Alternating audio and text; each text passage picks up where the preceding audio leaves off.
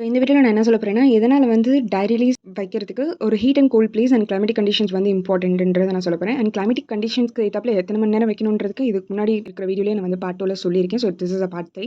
இதே மாரி டைரி லீஸ்க்கு எந்தெந்த இடத்துல வைக்கணும், வைக்கக்கூடாதுன்றதையும் நான் இந்த வீடியோல சொல்றேன். ஸோ டைரி லீஸ்க்கு வைக்க போகும்போது கண்டிப்பா நீங்க வந்து ஜன்னலுக்கு பக்கத்துல, இப்போ அந்த சைட்லேருந்து சன்லைட் வருது உள்ள அப்படின்னா, அந்த இடத்துல நீங்க வைக்கக்கூடாது. அதே மாதிரி ஃப்ரிட்ஜ்லயும் வைக்கக்கூடாது. நீங்க நார்மல் ரூம் டெம்பரேச்சர்ல ஏதாவது ஒரு ஷெல்ஃப்லயோ, நார்மலா ஏதாவது டேபிள்லயோ நீங்க ப்ளேஸ் பண்ணி வச்சிடலாம் டைரி லீஸ்க்கு. டைரி லீஸ் வந்து என்னன்னா, நம்ம மிக்ஸ் பண்ணிருவோம் இல்லையா? Henna powder, essential oil, sugar, வாட்டர்ஸ்லாம் யூஸ் பண்ணி நம்ம மிக்ஸ் பண்ணி அத ஒரு 5 to 6 ஹவர்ஸ் வைக்கிறோம் இல்லையா? அதான் டைரி லீஸ் ப்ராசஸ். ஸோ அதுக்கு தான் நான் சொல்றேன்.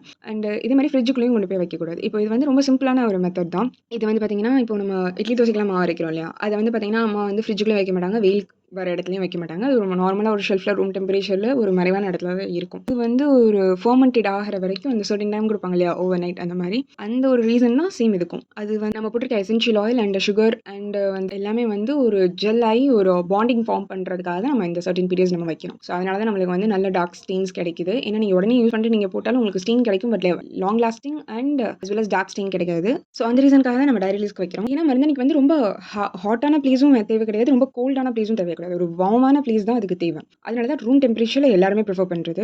ஒரு கோல்டான பிளேஸ்ல வச்சீங்கன்னா, அது அந்த டை ரிலீஸ் ஆகுறதுக்கு வந்து ரொம்ப ஹார்ஸ் வந்து எடுக்கும். அதே மாரி ரொம்ப ஹாட்டான பிளேஸ்ல வச்சீங்கன்னா, அது சீக்கிரமா டை ரிலீஸ் ஆயிரும். சீக்கிரமா டை ரிலீஸ் ஆனனா உங்களுக்கு வந்து லாங் லாஸ்டிங் கிடைக்கும். அண்ட் டைரக்ட் சன்லைட்ல வைக்கும்போது சம்டைம்ஸ் வந்து கெட்டும் போயிரும். ஸோ அதான் டை ரிலீஸோட concept and timing for different seasons. Next video வந்து பார்த்தீங்கன்னா, எதனால வந்து நான் பர்சனலா லெமன் யூஸ் பண்றது கிடையாது. டீ டிகாஷன்ஸ் யூஸ் பண்றது கிடையாதுன்னு நான் சொல்றேன். பட் நீங்க என்னென்ன உங்க ஹெனா பேஸ்ல ஆட் பண்ணுவீங்கன்றத கமெண்ட் பண்ணுங்க. இந்த வீடியோ பிடிச்சிருந்துச்சுன்னா லைக் பண்ணுங்க. இதே மாரி டிப்ஸ் அண்ட் ட்ரிக்ஸ்க்கு ஃபாலோ பண்ணுங்க. Thank you so much for வாட்சிங் and meet you on the next video. Tata.